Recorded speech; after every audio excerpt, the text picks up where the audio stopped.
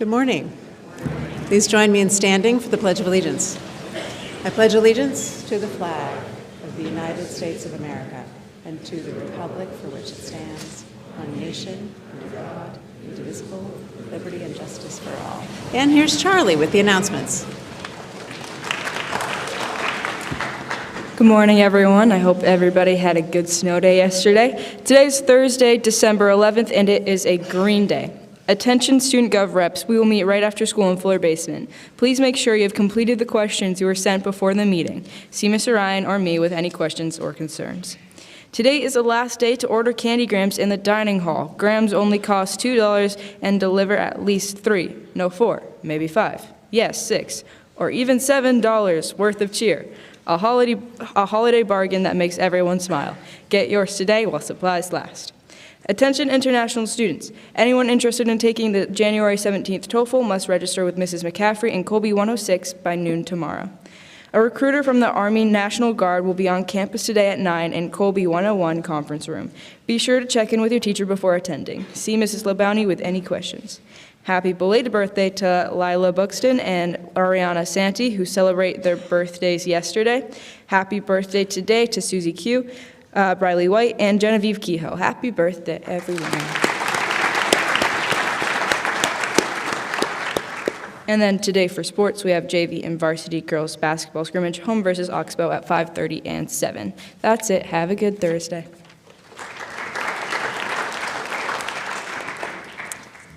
Thank you, Charlie. Happy Thursday, everybody. I have two guests this morning.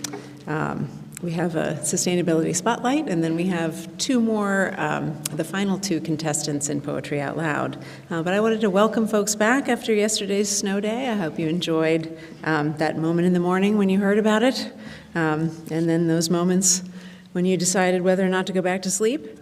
How many people decided to go back to sleep? Just nice, excellent. Some of you did not. That's very interesting. So I hope you deeply enjoyed that moment, and then I hope you enjoyed the day in whatever way you did. The snow was very lovely, but also was genuinely disruptive. My daughter and I actually had tickets to see the Kiev Ballet perform the Nutcracker Suite at Linden Institute last night. But despite our excellent snow tires and heavy car, I decided that I was not up for the stress of driving on roads that weren't yet plowed and were very greasy. And perhaps the universe was conspiring to be sure that I didn't go to Linden Institute. It wouldn't surprise me if the forces of nature were also hilltoppers. So we stayed home and we made hot cider and watched the Royal Ballet perform on TV and wished that we could leap and twirl and land lightly and wear hilarious outfits and do all those things that with the accompaniment of glitter. There was a lot of showers of glitter. Anyway, it was a thoroughly nice time, and I hope most of you had a few magical moments as well, even if it was just finding out that you could go back to sleep. So we have a sustainability spotlight.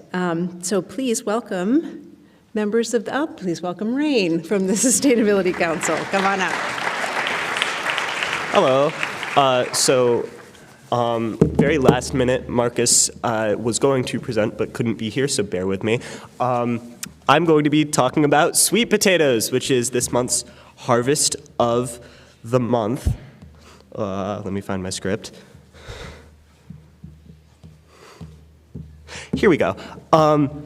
So first off, what is Harvest of the Month? Harvest of the Month is a program run by a Vermont organization called Food Connects, which it focuses on seasonal produce from each month of the year to promote seasonal eating, which is connected to a healthier diet. This program also supports local agriculture through encouraging the purchase of local products. Harvest of the Month partners with local farms to help people all across the state eat healthier. December's Harvest of the Month is the sweet potato. So this delectable tuber is not a potato and is rather a member of the morning glory family. Exciting, I know. And it is incredibly rich in nutrients containing vitamins A, B6, and C, and they're also a really good source of fiber and potassium. Both nutrients that the average American does not get enough of. If you want to cook them, you can roast them in the oven and then either eat them like that, mash them, or make sweet potato pie, which is, in my opinion, better than pumpkin pie. Sweet potatoes are also rooted in African American cultural cuisine. Sweet potatoes have a really rich history because they were the most accessible vegetables during slavery. They became widespread in African American food tradition and still are today. This is also why they are often called yams, as yams are West African tuber vegetables, which are similar but much larger than and starchier than sweet potatoes. And when African people were enslaved and brought to America, they called sweet potatoes yams, as yams were the closest things to sweet potatoes that they knew of. So thank you for taking some time to learn about sweet potatoes. And yeah, they're really good for you. Eat sweet potatoes. Yeah.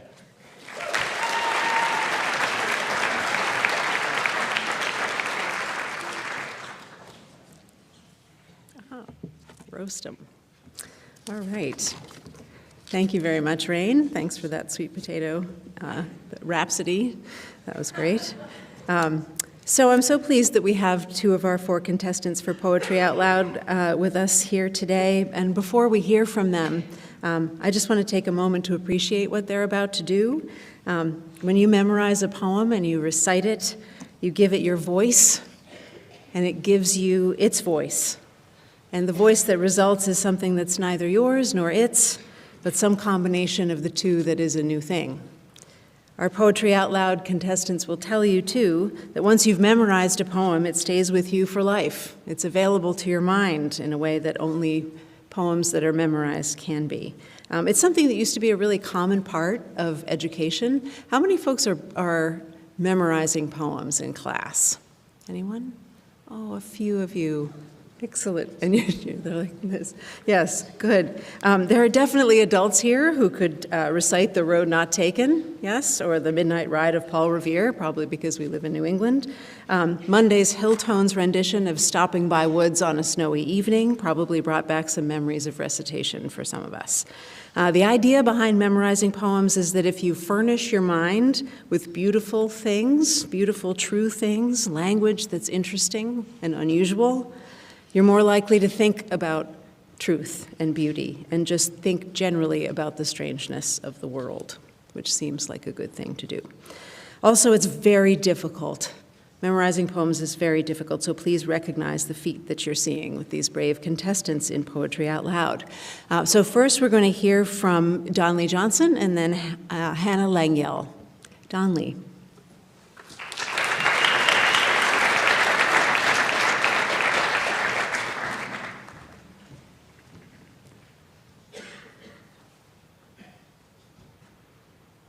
Sonnet by Louise Bogan. Since you would claim the sources of my thought, recall the meshes whence it sprang unlimed, the reedy traps which other hands have timed to close upon it. Conjure up the hot blaze that it cleared so cleanly, or the snow devised to strike it down.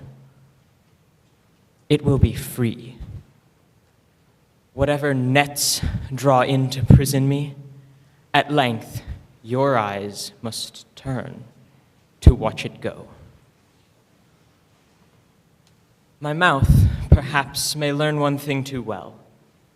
My body hear no echo save its own. Yet will the desperate mind, maddened and proud, seek out the storm, escape the bitter spell that we obey, strain to the wind, be thrown straight to its freedom in the thunderous cloud.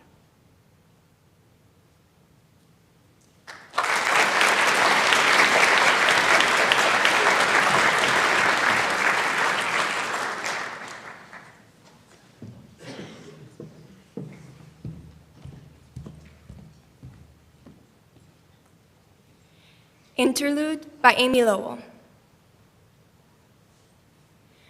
When I have baked white cakes and grated green almonds to spread upon them, when I have picked the green crowns from the strawberries and piled them, cone-pointed, in a blue and yellow platter, when I have smoothed the seam of the linen I have been working, What then? Tomorrow it will be the same. Cakes and strawberries and needles in and out of cloth. If the sun is beautiful on bricks and pewter, how much more beautiful is the moon? Slanting down the guffered branches of a plum tree, the moon. Wavering across a bed of tulips, the moon. Still,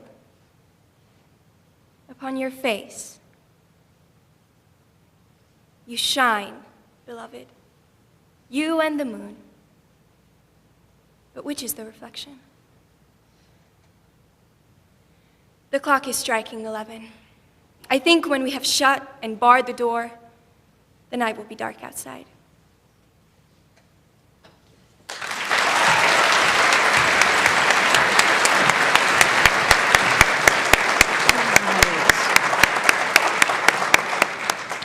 Nice work, both of you. That is such a fun thing. So good luck. We'll have all four, I think, perform again in January, and then one will go to the state competition. So seniors, I never had a chance on Monday to congratulate you on some really wonderful capstone presentations. There were so many to take in. I certainly didn't get a chance to see them all, but the ones I saw were quite remarkable. And I just want to say I was especially gratified and proud to see the work of some of my ninth grade seminar students who have come so far and become such wonderful, smart people. Congratulations to all of you, and enjoy the feeling of freedom that you no doubt have. Have a great day, everybody. See you tomorrow. Faculty.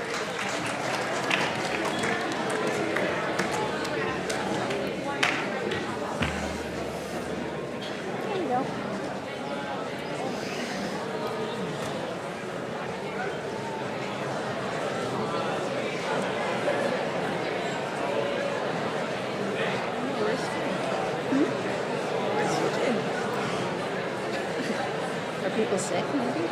Oh, yeah, she is actually sick. She probably wouldn't have been allowed to drive by now because she was 45 minutes away. I'm glad to see Mr. Rolling. He was in the hospital. He was? With Rolling, yeah. Why? He had pneumonia.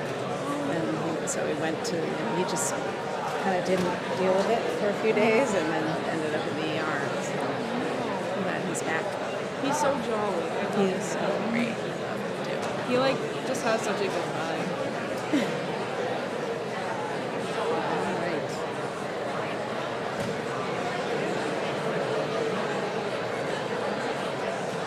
We're almost there. Okay. Okay, seniors, have a great day. Bye, Dr. Howe. Bye, Charlie. You too. Thanks.